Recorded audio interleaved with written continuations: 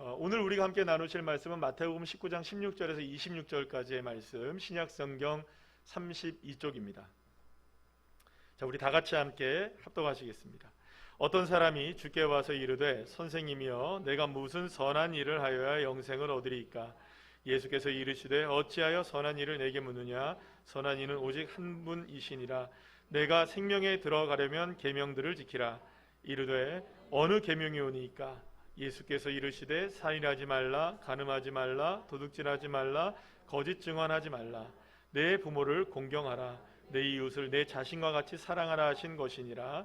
그 청년이 이르되 이 모든 것을 내가 지키었사온데 아직도 무엇이 부족하니이까? 예수께서 이르시되 내가 온전하고자 할진대 가서 내 소유를 팔아 가난한 자들에게 주라. 그리하면 하늘에서 보화가 내게 있으리라. 그리고 와서 나를 따르라 하시니 그 청년이 재물이 많음으로 이 말씀을 듣고 근심하며 가니라. 예수께서 제자들에게 이르시되 내가 진실로 너희에게 이르노니 부자는 천국에 들어가기가 어려우니라. 다시 너희에게 말하노니 낙타가 바늘귀로 들어가는 것이 부자가 하나님의 나라 안에 들어가는 것보다 쉬우니라 하시니 제자들이 듣고 몹시 놀라 이르되 그렇다면 누가 구원을 얻을 수 있으리까? 예수께서 그들을 보시며 이르시되 사람으로는 할 수 없으나 하나님으로서는 다 하실 수 있느니라. 아멘. 할렐루야. 오늘은 마태복음 19장 16절에서 26절까지의 말씀으로 온전하게 하는 한 가지라는 제목으로 함께 은혜를 나누도록 하겠습니다. 우리 교회 제자훈련 과정을 보면은 많은 분들이 제자훈련을 하시고 또 아직도 제자훈련을 안 하신 분들이 계시겠지만 또 가을부터 또 말이 나온 김에 가을에 제자훈련 이제 또 시작합니다. 7기 맞나요? 8기죠? 7기생이 7기가 아니고 8기랍니다. 8기가 이제 되는데요. 이제 또 그때 또 많은 분들이 함께 해주셨으면 감사하겠는데요. 이 제자훈련 과정에 보면 제 9과에 소망으로 사는 사람이라는 주제로 우리가 함께 배우는 시간이 있습니다. 근데 그 시간에 어떤 시간을 갖게 되냐면 유언장을 쓰는 시간이 있어요. 기억나십니까, 여러분들? 다 한번 써보셨죠? 물론 이 시간이 무슨 법적으로 효력이 있는 유언장을 쓰는 시간은 그런 건 아니고요. 만약 내게 유언장을 남길 만한 시간밖에 주어진 이 생명의 시간이 없다면 가족들에게 마지막으로 남길 말은 무엇인지를 한번 써보는 시간을 갖게 됩니다. 자, 그런데 제자훈련의 시간 속에 많은 진지하게 시간을 갖는 시간이 굉장히 많지만 제가 이렇게 보니까 제자훈련 시간 중에 가장 진지하게 시간을 갖는 시간이 아마도 이 유언장을 쓰시는 시간이 아닌가 싶습니다. 어떤 분들은 장문의 유언장을 쓰시는 분도 계세요. 그리고 어떤 분들은 아주 짧게 유언장을 쓰시는 분들이 계세요. 근데 이게 대부분 보니까 젊은 청년들은 짧게 써요. 그런데 엄마 아빠들은 할 말이 많아요. 아이들한테 남겨야 될 잔소리들이 너무 많아요. 남겨야 될 말들이 많은 거예요. 어쨌든 유언장을 이렇게 남깁니다. 그런데 모두가 다 하나같이 진지하게 이 시간을 임해요. 자신의 인생을 마지막으로 짧은 시간 돌아보기도 하고 또 마지막에 내가 남길 수 있는 말이 무엇인가에 집중을 하게 됩니다. 자, 그런데 유언장을 쓰는 시간을 이렇게 지내다 보면 모두가 다 이구동성으로 모두가 이렇게 짠 듯이 똑같은 얘기를 반복적으로 다 하세요. 어떤 얘기를 하냐면 결국에는 하는 말이 뭐냐? 미안하다, 먼저 가서 이런 얘기들. 그리고 사랑한다, 더 많이 사랑하지 못해서 또 미안하다, 사랑한다, 이런 얘기들입니다. 제일 많이 하는 말이 무슨 말이라고요? 미안하다, 사랑한다, 이 말 제일 많이 해요. 자, 그런데 실제로 이런 상황이 닥쳐질 때에도 사람들은 이런 말을 합니다. 그래서 제가 잠시 그 9.11 테러 당시에 실제 통화 내용을 한번 이렇게 제가 찾아보게 되었는데요. 한번 여러분들이 들어보시면 다 그런 내용인 것을 알게 됩니다. 우리 한번 동영상을 한번 보시겠습니까? 이런 절박한 상황에 그들이 했던 통화 내용이 있습니다. 그때만 해도 전화를 할 수가 있었으니까 실제로 전화 통화를 가족하고 마지막으로 한 사람들도 있어요. 사랑해요, 엄마. 이렇게 말을 한 사람도 있고.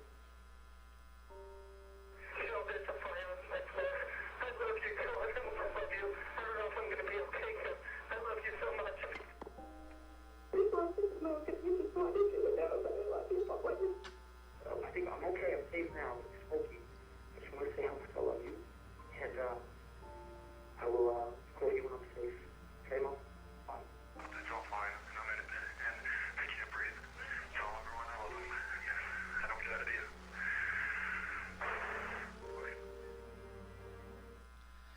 죽음이 이렇게 다가오는 마지막 순간에 그들이 남겼던 이런 말들은 원망하고 불평하고 뭐 그런 이야기들이 아니었어요. 다 어떤 얘기입니까? 사랑한다라는 말이 마지막으로 남습니다. 자, 그렇다면 이렇게 생의 마지막 순간에 남겨지는 이 사랑한다라는 이 말은 과연 어떤 의미를 가지고 있는 것일까? 여러분, 오직이라는 말이 있습니다. 한번 따라할까요? 오직. 제가 사전에 찾아보니까 이 오직이라는 말의 뜻은 이런 의미를 갖고 있습니다. 한번 다 같이 읽어볼까요? 시작. 여러 가지 가운데 다른 것은 있을 수 없고 다만이라는 뜻으로 쓰이는 단어가 이 오직이라는 말입니다. 그러니까 우리의 인생에서 둘러싸고 있는 수많은 것들 중에서 가장 중요한 것, 여러 가지 것들이 있지만 그건 여러 가지 것들이 아니라 마지막에 남는, 마지막 순간에 남는 단 하나가 있다면 바로 오직이라는 단어를 거기다 붙이는 것이라는 것입니다.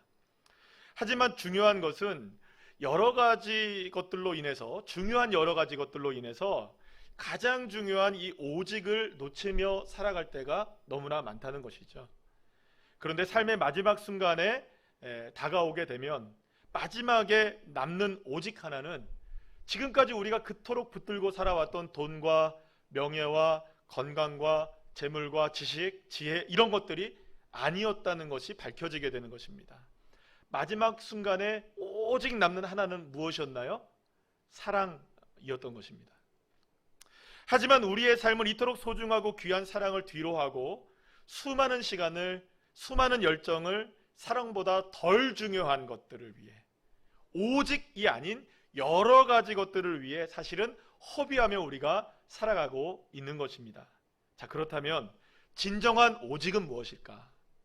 마지막 순간에도 온전하게 남는 오직 하나, 오직 하나는 과연 무엇일까요? 자, 오늘 본문에서 우리는 오직의 정점에서 단 하나의 부족함 때문에 그 오직을 잃어버리게 된 한 사람을 만나게 됩니다. 바로 오늘 본문에서 소개되고 있는 부자 청년인데요.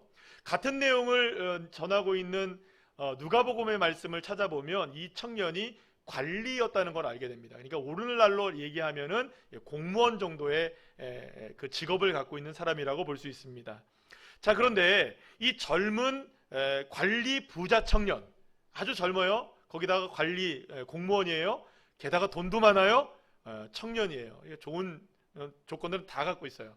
게다가 흠잡을 데도 없어요. 정말 모범적인 생활을 했고요. 신앙까지 좋았어요. 그러니까 요즘으로 보더라도, 뭐 그 당시에도 그랬을 거라고 생각하지만 요즘으로 보더라도 참 보기 드문 청년, 여러모로 정말로 능력이 출중한 그런 청년이었다라고 볼 수가 있습니다. 자, 그런데 이 청년이 정말 관심도 남달라요. 어떤 관심을 갖고 있는지 한번 볼까요? 16절 말씀 우리 다 같이 함께 읽어보겠습니다. 시작. 어떤 사람이 주께 와서 이르되 선생님이여 내가 무슨 선한 일을 하여야 영생을 얻으리이까? 이렇게 얘기해요. 이 젊은 부자 관리 청년의 관심이 어디 있었습니까? 영생에 있었어요. 따라합시다. 영생. 다른 여느 청년들은 연애나 결혼이나 뭐 재테크나, 요즘 같으면 재테크나 취미 뭐 이런 것들 여러분들 다 관심을 갖고 있지 않겠어요? 자, 그런데 뭐 그 당시라고 여러분들 별 달랐겠습니까? 젊은이들의 관심이 다 그런 데 있잖아요. 자, 그런데 이 청년은 그런 데에 관심을 갖고 있지 않았고 예수님께 그런 말씀을 한 거예요. 여러분, 어떻게 하면 내가 영생을 얻을 수 있을까요? 어떻게 하면 내가 영원한 생명을 얻을 수 있을까요? 이것에 관심이 있었던 친구예요.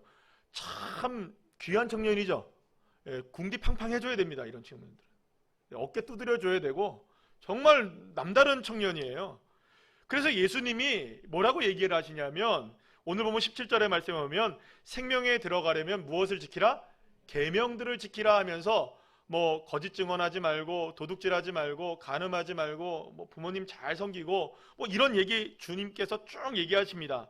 그런데 이렇게 예수님이 얘기하시자 이 청년이 예수님께 어떤 대답을 하는지 보세요. 20절 말씀 한번 볼까요? 다 같이 시작. 이 모든 것을 내가 지키었사온데 아직도 무엇이 부족하니까? 여러분, 십계명을 어려서부터 다 지켰대요. 와, 여러분 십계명 다 지키며 사시죠? 왜 안 지키세요? 진짜 지키며 그래도 사시죠? 뭐 지난주에 여러분들 뭐 거짓 증언하고 오셨습니까? 그렇지 않잖아요. 그리고 십계명을 다 대부분 다 지키지만 사실은 우리가 나 스스로도 보면은 이 십계명을 완벽하게 지킬 수 있느냐? 뭐 그렇지 않을 수 있어요. 그런데 이 청년은 어떻습니까? 어려서부터 모든 것을 다 지켰대요. 그 생각해 보세요. 이 청년이 이렇게 십계명을 어려서부터 다 지키며 살아갔던 청년이었고요. 게다가 이 세상의 그 무엇에 관한 관심을 갖고 있었던 것이 아니라 어떻게 하면 영원한 생명, 어떻게 하면 영생을 얻을 수 있을까에 대한 관심을 갖고 있었어요. 거기에 집중하고 있었던 청년이었어요. 여러분, 요즘 들어서 이런 청년들 주변에 보신 적 있으십니까? 없죠? 제가 한 명 봤어요. 군대 가는 친구예요. 군대 가는 친구인데 모석현이라고 있어요. 성을 제가 잘 모르겠어요. 이 친구가 저한테 전화가 와가지고 목사님 구원이 뭐예요? 그래갖고 지금 요즘에는 해결이 됐나 봐요. 한 달 정도를 일주일에 한 번씩 1시간 동안 통화했어요. 그리고 제가 구원이 뭔지, 왜 구원이 필요한지, 왜 예수를 믿어야 되는지, 죄가 뭔지, 제가 일주일에 한 번씩 군대에 있는 친구가 전화 와가지고 제가 막 차를 타고 가다가 멈춰가지고 전화하고 막 이랬다니까요. 밥 먹다 말고 전화하고 꼭 7시 반에 전화가 와요. 왜냐면 그 시간에 이제 일과 시간이 끝나고 저녁 먹고 지가 한가하다고 내가 한가하나. 어쨌든 구원에 관한 그런 정도의 관심이 갖고 있는 게 얼마나 놀라워요, 그죠? 근데 이제 거기에 우리 석현이가 부자가 될 줄 믿습니다. 왜 남의 아들이라고 부자도 되고 뭐 관리도 되고 뭐 어떤 좋은 직장도 얻게 될 줄 믿습니다. 어쨌든 여러분, 이런 청년이 얼마나 좋겠어요. 얼마나 여러분들 기특한 청년입니까? 자, 그런데 이 부자 관리 청년이 얼마나 진정성이 있느냐 하면 대낮에 사람들의 시선조차 의식하지 않고 예수님께 다가온 것을 보게 돼요. 똑같은 본문을 전하고 있는 마가복음 10장 17절 말씀을 보면 이렇게 기록하고 있는데요. 다 같이 한번 읽어볼까요? 시작. 예수께서 길에 나가실새 한 사람이 달려와서 꿇어 앉아 묻자오되 선한 선생님이여 내가 무엇을 하여야 영생을 얻으리이까? 여러분, 부자 청년의 좀 진심이 느껴지십니까? 네, 무릎을 꿇고 얘기하는 거예요. 얼마나 간절했으면, 얼마나 이 그 영생에 관한 문제가 자신에게 정말로 귀중한 문제였으면, 풀어내야 될 문제였으면 이렇게 무릎을 꿇고까지 예수님께 이야기하겠습니까? 자, 그런데 이렇게 생각할 수 있어요. 만약에 복음서에 소개되고 있는 수많은 사람 중에서 천국문에 가장 가까이 다가갔던 한 사람을 꼽으라면 저는 단연 이 부자 청년을 꼽을 수 있을 것 같아요. 왜 그렇습니까, 여러분? 어려서부터 뭘 다 지켰어요. 십계명도 다 지켰어요. 게다가 여러분들 얼마나 착해요. 영생에 관한 이런 궁금증을 가지고 이 영생을 어떻게 하면 얻을 수 있는지에 대한 이런 그 갈망을 가지고 살아갔던 사람, 믿음에 대해서도 삶에 대해서도 어느 것 하나 부족하지 않은 정말로 놀라운 청년이 바로 이 청년이었던 거예요. 천국문에 이르렀다면 가장 가까이 이르렀던 청년이 바로 이 젊은 부자 관리 청년이었다고 볼 수 있어요. 자, 그런데 말씀드린 대로 이 청년의 마음속에 풀리지 않는 숙제가 하나가 있었어요. 돈도 많고 젊고 유능하고 율법까지 완전히 지킬 정도로 장래가 촉망되는 젊은이였는데 자신의 삶에 채워지지 않는 허전한 무언가 한 가지가 있는 거예요. 온전해지지 못하는, 최선을 다해서 노력을 했고 최고를 다해서 무언가를 다 해봤는데 온전해지지 않았던 거예요. 그게 바로 영생에 관한 문제였던 것입니다. 이 부자 청년이 진지한 질문을 한 거예요. 어떻게 하면 내가 영생을 얻을 수 있겠습니까, 예수님? 무릎을 꿇고 얘기했던 거예요. 그런데 여러분, 예수님이 대답하시는 대답은 사실 좀 뻔한 대답을 한 거예요. 계명들을 잘 지켜라, 뭐 이렇게 해라 저렇게 해라. 왜냐하면 여러분, 이게 뻔한 질문이냐면 여러분들 공부를 잘하려면 어떻게 해야 될까요? 공부 열심히 하면 됩니다. 아니, 그런 거 말고요, 학교에서 수업 열심히 들으면 됩니다. 아니, 그런 거 말고요, 교과서 중심으로 공부하십시오. 여러분, 식상하죠? 근데 문제는 안 하죠, 우리가 안 했잖아요, 그렇게. 근데 이 청년은 한 거예요. 열심히 한 거예요. 흠잡을 데 없을 정도로 한 거예요. 그러나 여러분, 얼마나 예수님이 계명들 잘 지켜라, 이런 거 해라, 저런 거 해라 라고 얘기했을 때 그게 얼마나 식상하게 느껴졌겠어요. 그래서 예수님한테 이렇게 얘기합니다. 아니 예수님, 그런 건 말고요, 그런 건 내가 다 어려서부터 다 지켰습니다. 그런 거 말고 진짜로 중요한 것, 마지막 한 가지를 채워야 하는 그것. 그러니까 여러분들 그거 있잖아요. 왜? 그 2% 부족할 때, 그러니까 98%는 채워졌는데 마지막 2% 부족할 때 그거 딱 하나 마시면 딱 채워지는 거 있잖아요. 그거 뭐냐고. 마지막 나를 채워주는 단 한 가지가 있다면 그것이 뭐냐라고 물었던 겁니다. 마지막 순간에 나를 온전하게 할 수 있는 단 한 가지의 그 정점이 있다면 그것이 무엇냐고 예수님께 물었던 거예요. 자, 그렇다면 왜 예수님은 부자 청년이 식상하다고 생각할 만한 그런 대답을 하셨던 것일까요? 그것은 이 부자 청년이 지금까지 그것을 안 해왔기 때문에 해라 라고 이야기하는 것이 아니었습니다. 이미 아마도 예수님은 그 청년이 그런 것들을 다 하고 있었다는 걸 아셨을 거예요. 그럼에도 불구하고 그 이야기를 한 것은 지금까지 이 부자 청년이 노력했고 최선을 다했고 최고의 선을 이루기 위해서 최고의 노력을 다 했지만 그럼에도 불구하고 영생을 얻었습니까? 못 얻었습니까? 얻지 못했던 것이죠. 그것을 일깨워 주시기 위함이라고 볼 수가 있는 것입니다. 그러니까 이런 겁니다. 영생의 문제는, 영원한 생명을 얻게 되는 이 문제는 율법과 계명으로 인간의 그 어떤 노력과 최선의 열심을 다한 노력으로 이루어낼 수 있는 것이 아니고, 최선의 노력을 다하고 최고의 노력을 다한다 할지라도, 그러니까 결국에는 천국의 하나님 나라의 땅 한 평을 우리가 얻을 수가 없는 거죠. 아니요, 땅이 뭡니까 여러분들? 천국 문 자체를 들어갈 수도 없는 거예요. 왜냐? 인간의 그 어떤 노력으로는, 어떤 선으로도, 어떤 율법으로도 그것이 가능하다, 불가능하다는 것을 다시금 일깨워 주셨던 것입니다. 그러면서 예수님께서 이 청년에게 뭐라고 말씀하시느냐? 오늘 보면 21절 말씀 다 같이 읽어볼까요? 시작. 예수께서 이르시되 내가 온전하고자 할진대 가서 내 소유를 팔아 가난한 자들에게 주라. 그리하면 하늘에서 보화가 내게 있으리라. 그리고 와서 나를 따르라 하시니. 자, 그런데 같은 본문을 전하고 있는 마가복음의 내용은 조금 다릅니다. 한번 다 같이 한번 마가복음 10장 21절 말씀을 읽어볼까요? 시작. 예수께서 그를 보시고 사랑하사 이르시되 내게 아직도 한 가지 부족한 것이 있으니 가서 내게 있는 것을 다 팔아 가난한 자들에게 주라. 그리하면 하늘에서 보화가 내게 있으리라. 그리고 와서 나를 따르라 하시니. 사랑하는 여러분, 예수님은 이 청년을 사랑하고 계셨습니다. 그러니까 이 청년을 나무란 게 아니에요. 지금 계속해서 어디를 이끌고 계시는 걸까요? 기특한 거예요. 예수님도 보시기에는 어디까지 왔으니까, 지금 천국 문 앞에까지 와 있으니까 너무 기특한 거잖아요. 그래서 사랑하시면서 얘기하는 거예요. 근데 오늘 본문과 마가복음 10장 21절의 말씀을 이렇게 보면, 오늘 본문에서는 온전하고자 할진대 라고 말을 해요. 온전하고자 하는데, 그런데 21절 마가복음 10장 21절에서는 내가 한 가지 부족한 것이 있다라고 말씀하세요. 그러니까 이 말은 무슨 말이냐? 예수님은 이 청년이, 이 부자 청년이 영생을 온전하게 이루는 데 있어서 뭔가 한 가지 부족한 게 있다. 온전하게 하는데 부족한 한 가지가 있다. 다시 말하면 오늘 제가 제목으로 삼은 온전하게 하는 한 가지가 지금 있다라는 것을 말씀하고 있는 것이죠. 그러면서 예수님이 뭐라고 얘기하십니까? 재물을 팔아 가난한 자들에게 나눠주고 누구를 쫓아라? 예수님을 쫓아라. 나를 쫓아라라고 예수님이 말씀하셨어요.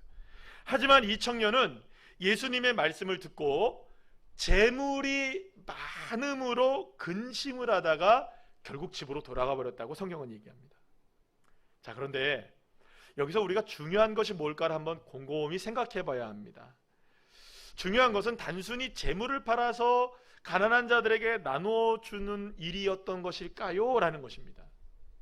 자, 한번 생각해 봅시다. 예수님은 지금 이 청년에게 재물을 팔아서 나를 따르라, 다 가난한 자들에게 나눠주고 나를 따르라고 했을 때 이 청년이 뭐라고 얘기를 했냐면, 그 이전에 그 계명을 다 지켜라라고 얘기했을 때 이 청년이 19절 말씀에서 뭐라고 얘기를 하냐면, 내가 이 모든 것들을 다 지켰습니다라고 얘기합니다. 19절 말씀에 보면 예수님이 뭐라고 얘기하시냐? 내 이웃을 자신과 같이 사랑하라라고 얘기해요. 그런데 이 청년이 뭐라고 대답했다고요? 내가 어렸을 때부터 다 지켰다라고 대답했어요. 그러면 여기서 한번 우리가 생각해 봅시다. 이 청년은 부자인데다가 관리였는데다가 믿음도 좋았죠. 모든 걸 다 열심히 잘했던 친구예요. 근데 계명을 지켰어요. 예수님이 딱 얘기하셨잖아요. 이웃도 사랑하느냐. 그랬더니 뭐라고 했어요? 나 다 어렸을 때부터? 그러면 여러분 생각해 보세요. 이 청년은 자기가 가진 것들을 정말로 이웃을 향해서 요만큼도 쓰지 않는 수전도 같은 사람이었을까요? 그렇지 않죠. 아마도 이 청년은 나름대로는 자기가 가진 것이 많았기 때문에 이웃을 위해서 베풀고 선하게 사는 삶을 살았을까요? 안 살았을까요? 만약에 이 청년이 내 이웃을 내 몸과 같이 사랑하라, 그리고 이 재물을 팔아갖고 가난한 자들에게 나눠주고 나를 따르라 했으면, 그것이었군요. 내가 내 재물을 사람들한테, 가난한 자들에게 나눠주지 않은 것이 문제였군요 하면 뭐 했을까요? 이 청년 가서. 네, 그랬을 거예요. 그런데 아마도 이 청년이 그것 때문에 근심하고 갔던 것은 이런 의미가 있을 겁니다. 어느 정도는 나눠주는 삶을 살았을 거예요. 그렇게 볼 수가 있어요. 그런데 그것을 다시금 얘기하시니까 뭔가 이렇게 좀 걸리는 것이 있었던 것이죠. 그러니까 이런 겁니다. 물론 이 청년이 가진 재물이 많았기 때문에 재물을 팔아서 가난한 사람들에게 나눠주는 것이 큰 고민거리가 된 것은 분명해 보여요. 그러나 여러분, 여기서 더 중요한 문제가 있어요. 이것은, 재물은 하나의 걸림돌이 된 것이었어요. 따라합시다. 재물은 걸림돌이었다. 무엇을 하기 위한 걸림돌이었을까요? 그래서 나를 따르라. 팔고 주고 그리고 와서 누구를 따르라? 예수님을 따르라는 말에는 따를 수가 없었던 거예요. 이해가 되십니까? 이 청년의 눈앞에 그토록 갈망하는 영생이 바로 눈앞에 놓여져 있었어요. 손만 닿으면 돼요. 한 발자국만 넘어가면 돼요. 지금까지 짧은 인생을 살아오면서 모든 선한 일을 다하고 율법과 계명을 다 지키며 살았음에도 불구하고 다가설 수 없는 영생의 문이 그 청년 앞에 활짝 열려지고 있는 거예요. 예수님을 따르기만 하면 되는 거예요. 그러나 무엇을 팔고 와야 돼요? 재물을 팔고 와야 돼요. 나눠주고 와야 해요. 인생의 수많은 문제들 가운데 가장 중요한 문제가 영생이라고 꼽을 정도로 이 청년의 삶을 고뇌에 차게 만들었어요. 그래서 예수님께 무릎까지 꿇은 거예요. 어떻게 하면 이걸 영생을 얻을 수 있느냐. 그냥 꿇은 게 아니잖아요, 여러분. 얼마나 이것을 갈망했으면, 오직 하나가 있다면 자기에게는 영생이었던 거예요. 그러면 여러분 생각해 봅시다. 정말로 이 청년의 오직 하나가 영생이었다면, 어떤 노력을 다 해서라도, 자신의 인생을 모든 것을 다 쏟아부어서라도 풀고 싶은 오직 하나가 정말로 영생에 관한 문제였다면, 어떤 걸림돌이 있더라도 이 청년은 영생의 문에 들어가야 합니까? 들어가지 말아야 합니까? 아니, 그게 진짜 오직이라면 좀 생각해 봐야 됩니까? 오직 그게 정말로 영생이 맞다면, 만약에 이 청년이 정말로 영생의 문을 들어가기 위해서 예수님을 따라야 한다면 그거 내려놔야 하는 게 맞죠. 그래야 오직이 증명되는 거죠. 하지만 마지막 순간 이 청년은 예수님을 따를 수가 없었던 겁니다. 온전해지기 위해 한 걸음만 나가면 됐어요. 단 한 가지가 부족해서 지금까지 못 가고 있었는데 그 부족한 것을 이제 하면 되는 거예요. 누구만 따르면 됩니까? 예수만 따르면 되는 거예요. 한 발자국만 내디디면 되는 거예요. 그런데 한 발자국 내딛지 못하고 그만 세상의 굴레 속으로 다시금 걸어가게 된 청년이에요. 그런데 이렇게 집으로 돌아가는 청년의 뒷모습을 바라보면서 예수님이 제자들에게 이런 말씀을 하십니다. 오늘 보면 23절 24절 말씀 읽어볼까요? 시작. 예수께서 제자들에게 이르시되 내가 진실로 너희에게 이르노니 부자는 천국에 들어가기가 어려우니라. 다시 너희에게 말하노니 낙타가 바늘기로 들어가는 것이 부자가 하나님 나라에 들어가는 것보다 쉬우니라 하시니. 아멘. 자, 그런데 이 이야기를 조금 나누기 전에 먼저 이 본문에서 이야기하고 있는 한 가지를, 중요한 것을 한 가지를 살펴봐야 됩니다. 바로 여기서 말하는 부자가 어떤 사람이냐라는 거예요. 따라합시다. 부자. 부자 되세요. 갑자기? 그럼 여기서 말하는 이 부자는 과연 어떤 부자를 얘기하는 걸까요? 1차적으로 물론 이 본문에서 말하고 있는 이 부자는 분명하게 부자, 관리, 청년 그 사람을 얘기하는 건 분명해요. 자, 그런데 여기서 말하는 이 부자는 의미적으로 볼 수 있어야 해요. 다시 말하면 단순한 일반적인 의미에서의 부자를 말하고 있는 것만은 아니라는 겁니다. 만약에 여러분 이렇게 생각할 수 있어요. 만약에 예수님께서 말씀하신 부자가, 여기서 말한 부자가 정말로 돈이 많은 사람을 가리킨다면 이런 말이 되겠죠? 이 세상의 모든 부자들은 천국에 들어갈 수 있다 없다?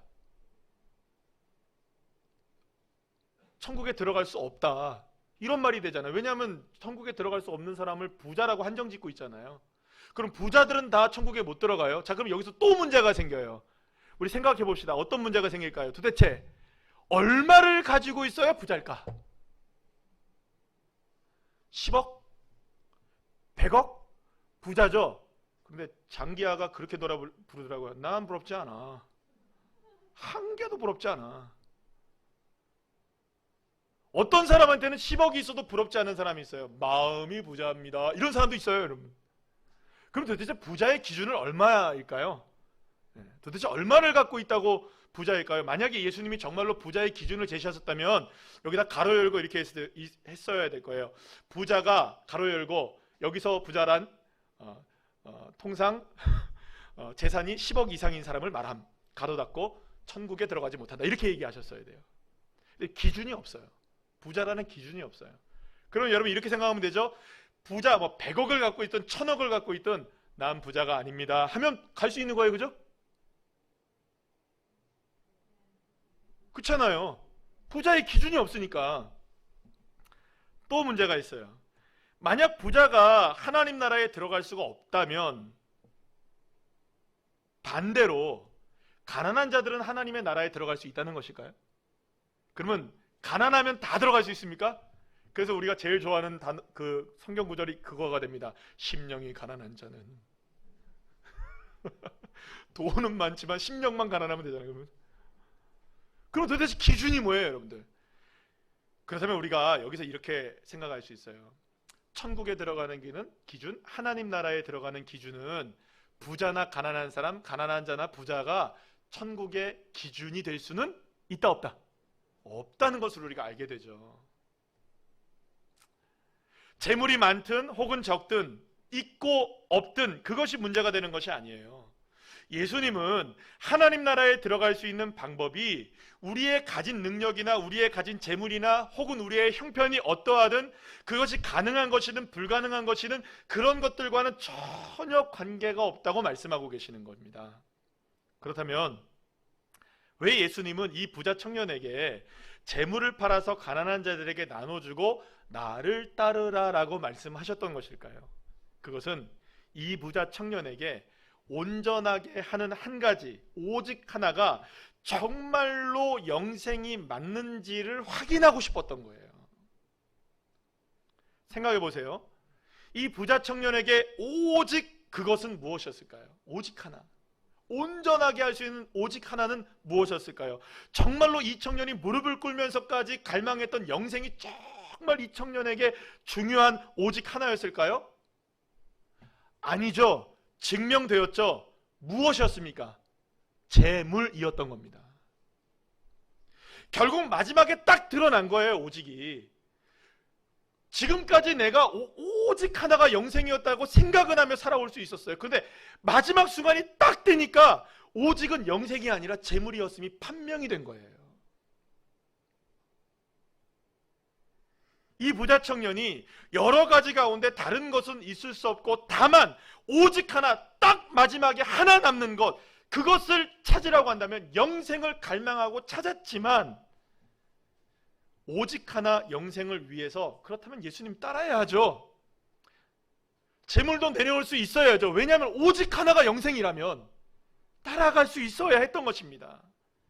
그래서 예수님께서 부자가 하늘나라에 들어가는 것이 낙타가 바늘귀에 들어가는 것보다 어렵다고 말씀하셨던 거예요. 이것은 단지 재물이 많은 부자만을 뜻하는 것이 아닙니다. 여기서 말하는 건 이런 의미가 있는 거예요. 여러분 잘 들으셔야 됩니다. 오늘 말씀의 핵심이에요. 만약 내가 가난하기 때문에 안 된다고 생각한다면, 내 형편과 사정이 이렇게 되었기 때문에 안 된다고 좌절하고 있다면, 내 능력이 부족해서 내가 실패한 인생이기 때문에 안 된다고 만약에 내가 자책을 하고 있다면, 그 사람 역시 예수님을 따르는 데 있어서 걸림돌이 되고 있는 거예요. 그 사람 역시 하나님 나라에 들어갈 수 없는 일종의 부자인 것입니다. 내가 가진 것들이 많아서 이것 때문에 주님을 따를 수 없다면 그 사람은 여전히 부자의 삶을 살고 있는 것이죠.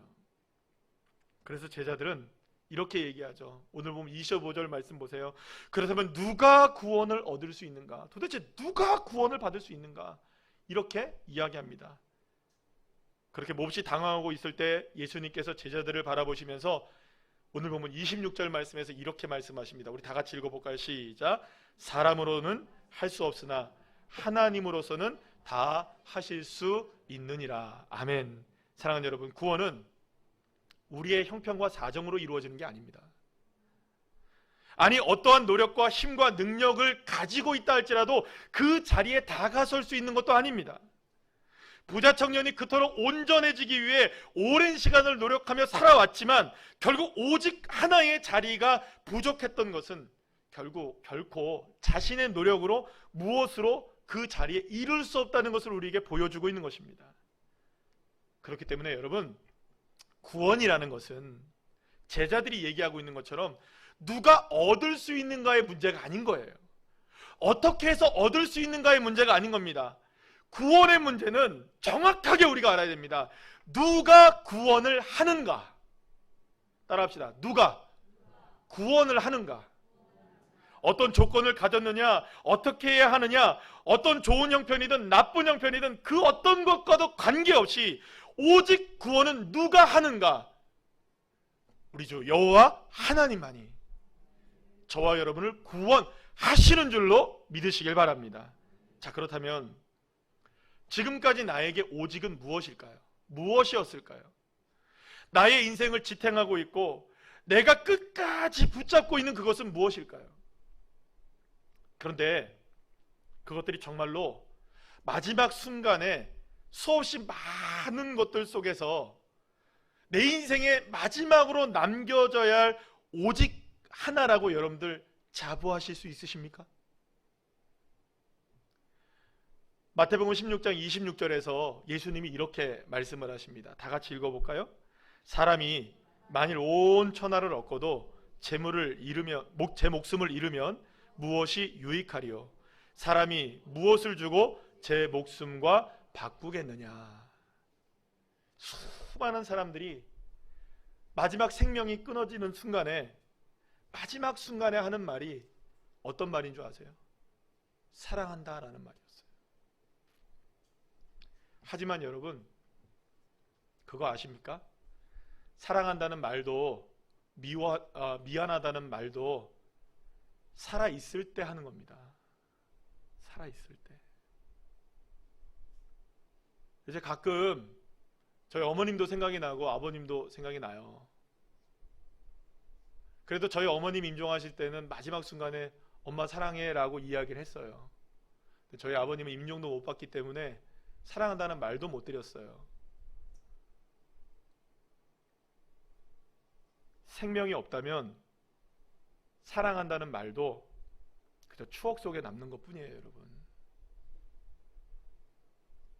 결국 오직이라고 말할 수 있는 그것도 우리의 생명이 있을 때만 가능한 거예요. 요한복음 3장 16절에서 예수님이 이렇게 말씀하십니다. 다 같이 시작. 다 같이 우리 가로까지 다 읽어볼게요. 시작. 하나님이 세상을 이처럼 사랑하사 독생자 예수 그리스도를 주셨으니 이는 그 예수 그리스도를 믿는 자마다 멸망하지 않고 영원한 생명을 얻게 하려 하심이라. 아멘. 사랑하는 여러분, 영원한 생명으로의 구원을 이룰 수 있는 오직 한 가지, 나를 온전하게 할 수 있는 오직 한 가지는 예수 그리스도를 믿는 것입니다. 예수 그리스도를 시인하는 것입니다. 예수 그리스도를 따르는 것입니다. 오직 이 길만이 나를 온전하게 할 수 있는 유일한 길이 되심을 믿으시기를 간절히 축원합니다.